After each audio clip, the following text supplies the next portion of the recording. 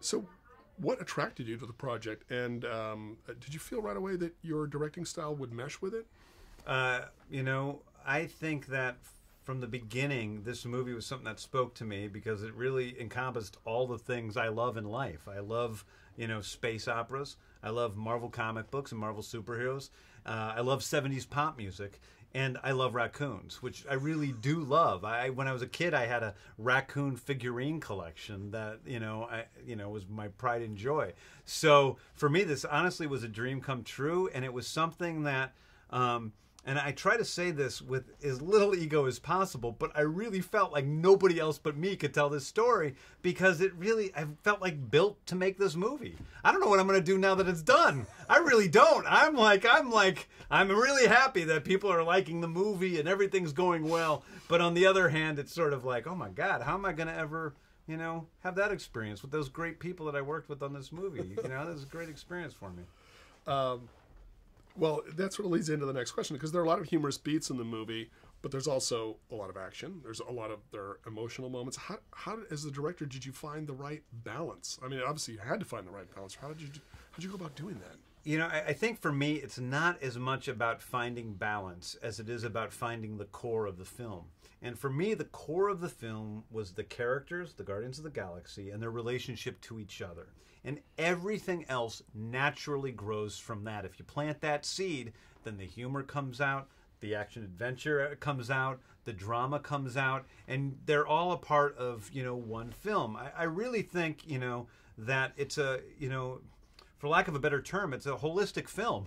It's a film that, is able to encompass all sorts of different aspects of life in one sort of spectacle movie. And I think if there's anything that's rare about Guardians of the Galaxy, it's the fact that it does, it's done with real heart by people who really loved what they were doing, and yet it's a giant spectacle film. Right. Well, and these are fairly unknown characters to most audiences, even though they're from the Marvel Universe, right? So I know I asked this question yesterday, but I've got to ask it again. It's okay. So bringing new characters like this to the screen, is that a daunting task? Is it liberating? Both? For me, it was liberating to, have the Guardians of the Galaxy be the Marvel comic characters that I brought to life. For a few reasons. Number one is because they aren't as well known, and less because they aren't as well known, and more because there aren't as many comic book storylines with the Guardians, that there are less expectations on the part of the audience for what their story should be. And it gave me a fuller, I don't want to say control, but a fuller ability to just tell whatever story I thought was best. So I felt very freed up by the fact that they weren't well-known characters. The music, obviously, extremely important to the story. Speak to how important, if you will, the music is to the story, and how you were instrumental in choosing the music, and how you were involved in choosing what music ended up in the movie. For me, the real core, the emotional core of this movie is the cassette tape that Peter Quill has that his mother gave him. It's his only attachment to Earth. It's his only attachment to the past he lost. It's the only attachment to his mother that he lost. So right away, that's a very important object. The songs on that tape were all songs that were written into the script that have stayed consistent from my first draft through the release of the film. Because each of those songs is a story that is basically sung to Peter Quill by his mother about, him. And that is the emotional spine of the story, and it's what keeps everything together. The music is also very important because we have a movie with outlandish characters and, very strange worlds. And by giving them, the people something as, simple and as comforting as a 1970s pop song that we're familiar with, it helps to ease us into that strange place, while at the same time being a very novel experience to be listening to music while we're looking at somebody dancing through a dark temple of demons. Right. So looking back on it, what was the biggest challenge that you had in making Guardians of the Galaxy? Well, for me, the biggest challenge with Guardians of the Galaxy was, without a doubt, just the amount of time that it took to make it. I started 2 years ago, almost exactly 2 years ago today. I have done little else but create Guardians of the Galaxy, from the writing through the directing through the post production, and the amount of time it took was, this has been my life. So that's a pretty big risk, to put your entire life into two years of one thing, and that can be a scary thing at times. So that's definitely the biggest challenge.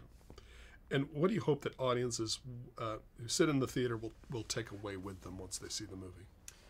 When I was a kid, I loved Raiders of the Lost Ark and Star Wars and Back to the Future. And when I set out to make Guardians of the Galaxy, I didn't set out to make a movie that would be like those movies. But I set out to make a movie that would make people, whether children or adults, feel like those movies made me feel as a kid.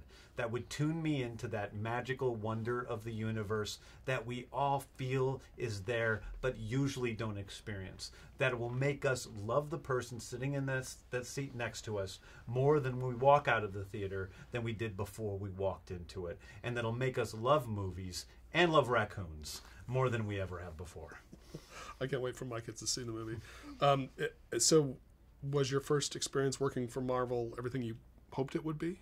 My first experience working for Marvel was more than everything I hoped it would be. I think within Kevin Feige and Lou and Victoria and all the folks over there, I found the most wonderful collaborators I could ever have.